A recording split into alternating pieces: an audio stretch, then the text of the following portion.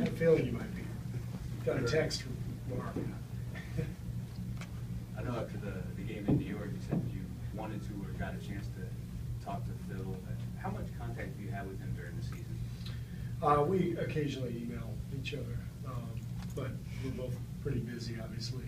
In the past, the last few years, we probably emailed once a month. We'd meet for lunch when I do a game in LA or something, and we've stayed in touch over the years. Steve, there's been times when you said that it's a good time to go on the road for whatever reason. Is this a good time to be at home? You sound so skeptical about it. Good time to go on the road? Shtick. It's a good time to be at home, for sure. We've been on the road for so long.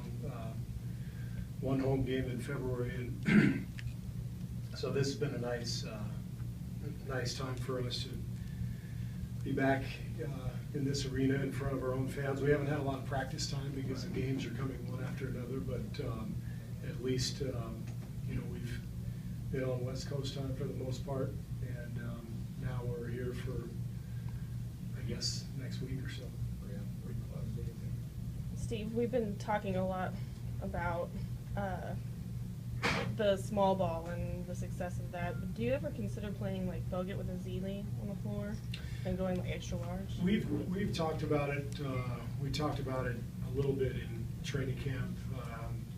Very rarely does that opportunity present itself because we would really only do it to match another team because you know, offensively we're better with a smaller group.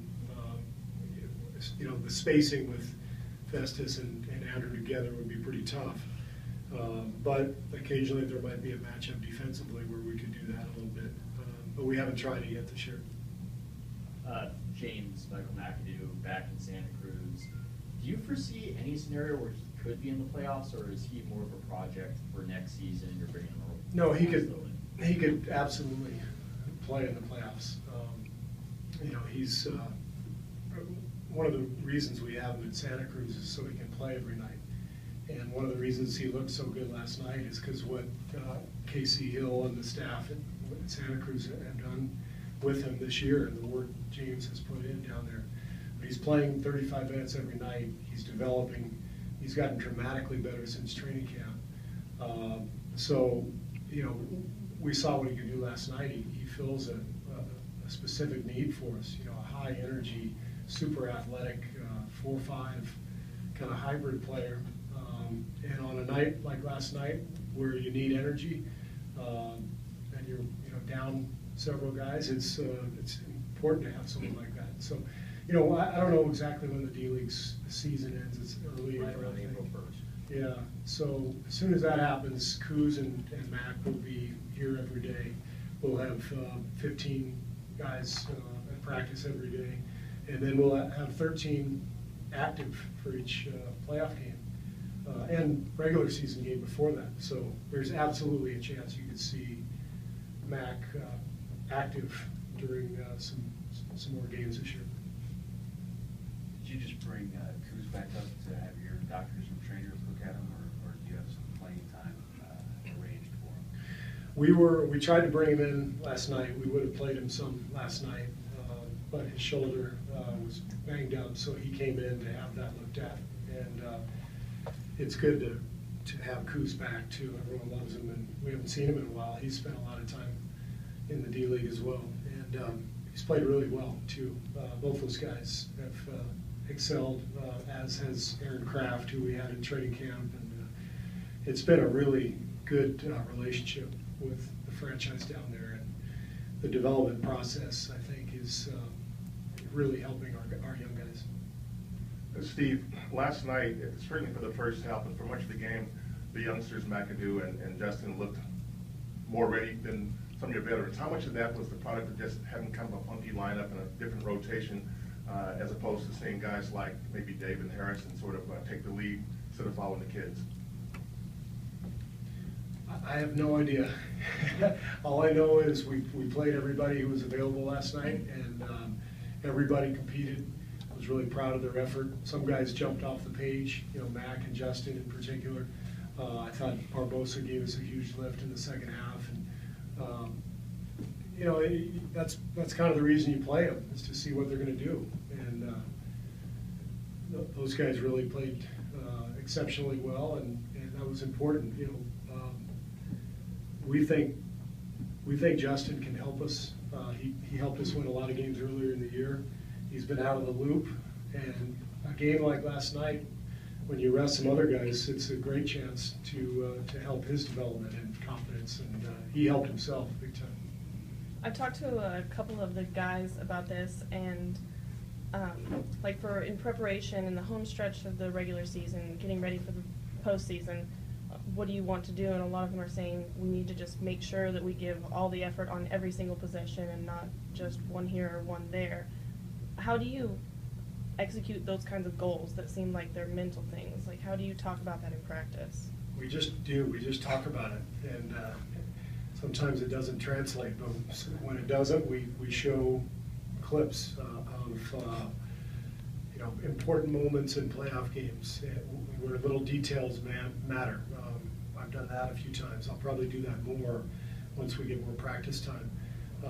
But you know, we just try to remind the guys that you know, the deeper you go in the postseason, the tougher the games get, the tougher the defense is, the more important every detail is. And our goal is to be loose and free, but disciplined at the same time. To play fast, but to play smart. And that's the ultimate goal for us. And sometimes we're fast, but undisciplined. And lately, I don't think we've been pushing the ball as much. We haven't been as fast. But again, in the grind of the 82-game season, that's the whole year is like that. It's a roller coaster, but we want to be playing our best, you know, next month, and we're trying to build to that. How eager do you expect the guys who sat out last night to be tonight, and do you expect Kerr to be a little bit more excited on his birthday? Yeah, I do think they'll be energetic tonight. You know, part of the reason to hold them out last night was because they were worn down and they needed a rest. And sometimes the rest is just as much emotional as it is physical. It's not just the wear and tear on the legs. It's getting pumped up for game after game after game, especially for a guy like Steph, who is expected to put on a show for the fans who come to see him. And I think doing, you know, what we did, giving him a night off, will be very refreshing for him and for Clay. I would think those guys and Andrew and Andre will be ready to go tonight. I'm a little curious about these playoff clips where little details mattered. What was one of these specific examples of an occasion where a little detail mattered? I'm not sure I'm willing to reveal that, Ethan. They involve other teams, not our team, but little mistakes that have happened over the years where teams didn't pay attention to detail, and I'd rather not mention. The statute of limitations hasn't run out in any of Not yet, not yet. They're very recent, last couple of years. But it's simple stuff, you know. We're not showing like, look at this shot that so-and-so made. It's, look at this box out that this guy missed. You know, you miss a box out all season long, and you do it in the playoffs, you go home. So let's take care of the box out. And so again, I'd rather not point out specifics, but it's you know, just stuff that we see. Are there elements of the triangle in some of the things you're doing offensively? Do you have triangle sets, Mm-hmm. things you do? I mean, Not so much sets, but there are elements, kind of actions that come from the triangle. All the dribble handoff stuff that you see with Bogut and Lee and Draymond. Elbow stuff, elbow dribble handoffs with the guards. That's all triangle based. When we throw the ball in the post, you'll notice we do a lot of split cuts where we set screens for each other. The two guards will screen, one will back cut, one will come back off. That's from the triangle. It's also from the Utah Jerry Sloan offense. But both offenses featured that action. So yeah, there's things that we have taken from the triangle and incorporated into what we do. But we also have incorporated a lot of other stuff too. It's a sort of a hybrid that we concocted based on what we saw with our players and their skill sets. If we're good enough, someday people will say that's the Golden State system. We're a long ways from that, though. I know you were joking yesterday when you said you weren't looking for any feedback on resting your guys. Have you heard anything from the league? And what was your response? I haven't heard anything from the league. You know, I heard from some fans. I received a few emails, you know, stories about, you know, driving in from a long distance off and spending a lot of money on tickets, and I have great sympathy for those people. I really do. You know, it's a tricky one. It's something that I think Adam Silver is trying to address through the scheduling shuffling that he's talking about. It's really important because you know, our fans deserve to see the best product out there. If somebody spends a lot of money, they deserve to see the best players or the guy that they came to see. On the other hand, as coaches, we have to do what's best to prepare our teams for a really long year. And so there's two really good sides to the story. Nobody's wrong here.